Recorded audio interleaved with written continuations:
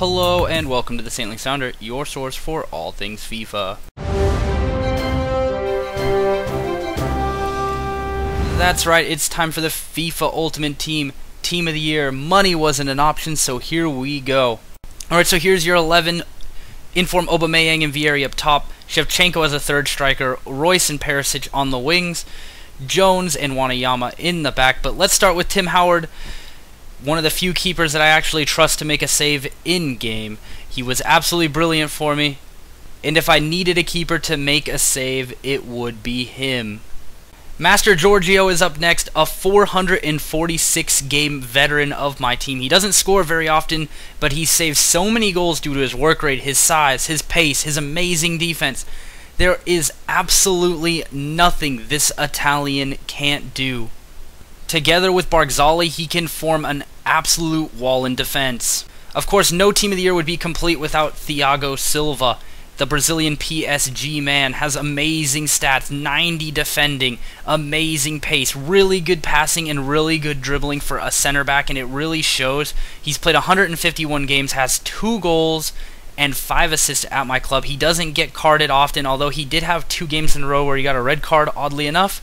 I don't think he will ever leave my club. He is just absolutely amazing and a real constant in defense. If you've already watched my budget Team of the Year, you will already know of Kyle Walker's greatness. But once again, highest assist ratio of any right back I've used so far. 156 games played, 4 goals, 16 assists, owed all to his shot power. His pace can track down just about anyone, and his defensive stats are actually fairly decent in comparison to a lot of right back options in the game. Of course, he has got good passing and decent dribbling as well. Up next is the giant Kenyan Victor Wanayama at 6'2". He's a man to be seen on the field. He played amazing in the Saints Till I Die series, and with those stats, it's no wonder he has perfect work rates, immense shot power, and his passing and dribbling feel much better in-game. Overall, one of the best holding mids in the BPL and a much cheaper version of Yaya Toure.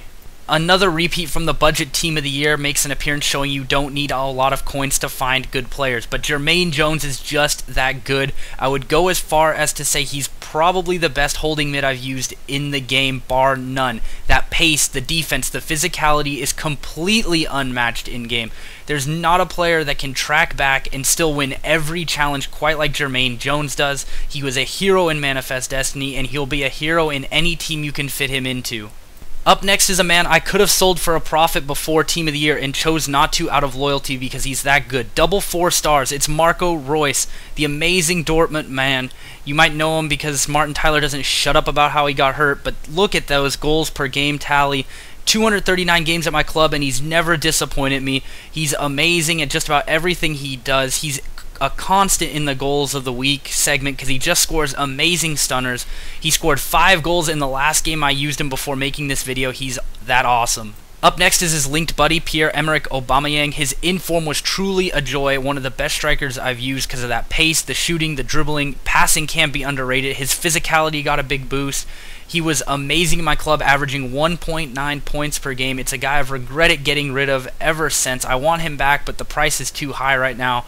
But ultimately, if you can get this guy, he is amazing. Up next is the guy that played the least amount of games in my club before I sold him, Andrei Shevchenko. His high work rates really showed in-game, and despite only playing 32 at my club, he made such an impression that he ends up making the Team of the Year. Probably the shock inclusion of the bunch, but his tireless effort, his amazing long shots and finishing really changed things for me and made me feel like a better player. Up next would be the Ballon d'Or winner if I gave one. Over FIFA 14 and 15, he's averaged over 2 points per game. He's the most consistent holdover between the two series. He's amazing for me. He put in over 150 games at my club, always dominating, always being amazing. He's a bowling ball. He's awesome. He can shoot from range. He's deadly inside the box. His left foot is a hammer, an absolute must-buy if you can. And lastly, the closest you'll get to a legend for 50,000 is Ivan Perisic, 5-star weak foot, 4-star skill moves, and 6'2". I played him at striker, and he was crazy good, scoring some goals that I thought would be absolutely impossible. He's another guy that I'm going to target to rebuy because he was absolutely deadly, and another player that I could not recommend highly enough, a true game changer.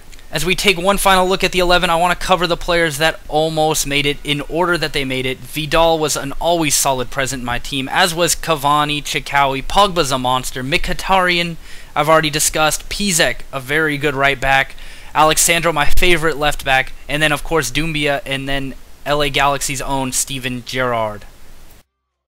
Alright, so if you found this interesting, like and subscribe. I'm on Twitch at the Saintly Sounder, where you can check out nightly broadcasts, probably featuring a player or two from this list. I'm on Twitter at the Red Death 329, if that's your thing.